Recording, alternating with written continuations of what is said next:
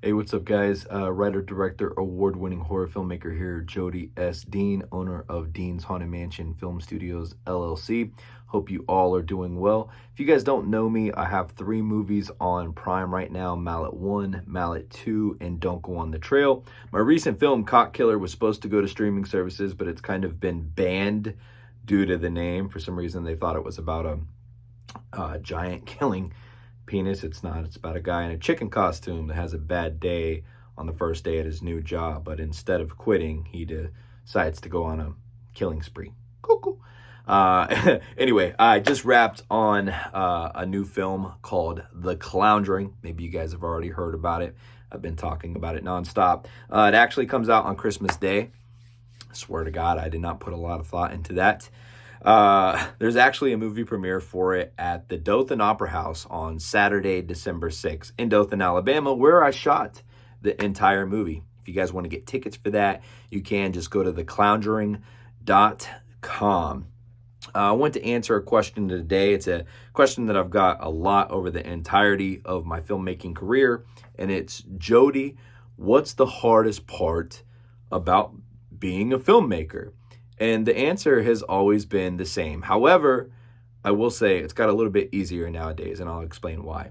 The hardest thing has always been relying on people, actors, production, to show up and hoping that everybody's going to do what they sign on to do.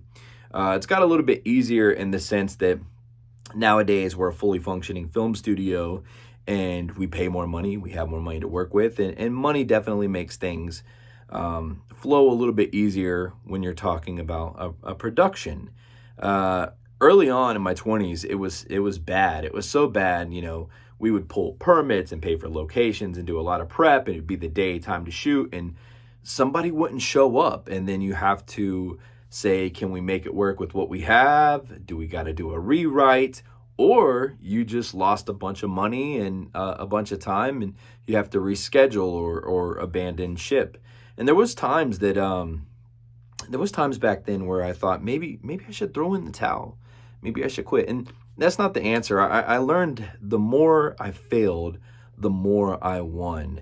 And that's something that I preach to a lot of my friends nowadays is they get discouraged and they say, man, just one thing after another is going wrong, Jody. What do I do? Should I quit? Do I keep going? And the answer is yes, you keep going, man. It's very rare that somebody shoots out of the womb straight to the moon.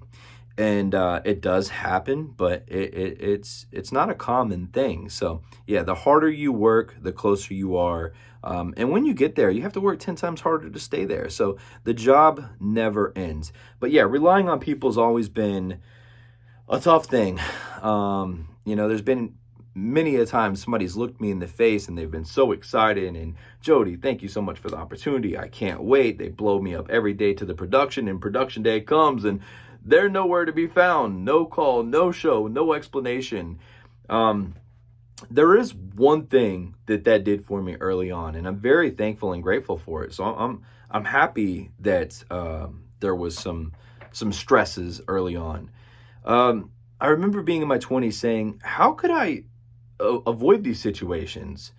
I think it was a situation, a sound guy didn't show up one day, a makeup person didn't show up one day, and I was like, you know what? I'm just going to learn how to do all this myself. And it took a lot of work. I have buried myself into my work for many, many years trying to master everything into filmmaking.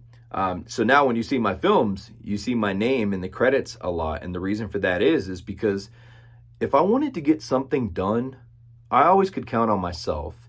And there's been a lot of people that, have used an expression I've heard throughout my life, and I'll probably butcher it. It's like jack of all trades, but master of none. I'm a jack of all trades, and I feel like I have mastered all the things that I do. I write the films, I direct them, I film them, I edit them, I score the music for them, I do the special effects makeup. I've designed the costumes. I do all the graphics for all the promo, the DVD covers, the posters, everything you guys see. It's taken a lot of work. It's taken a lot of time.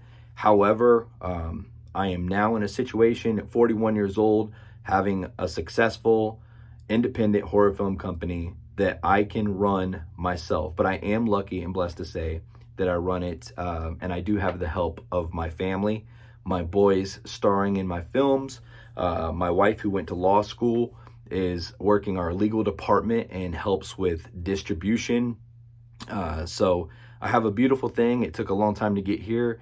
I think the biggest thing I can give anybody, the best advice is don't ever give up, work hard, don't ever throw in the towel. And when things feel like they're about to fall apart, when you feel like there's nothing left to give, that means you're close.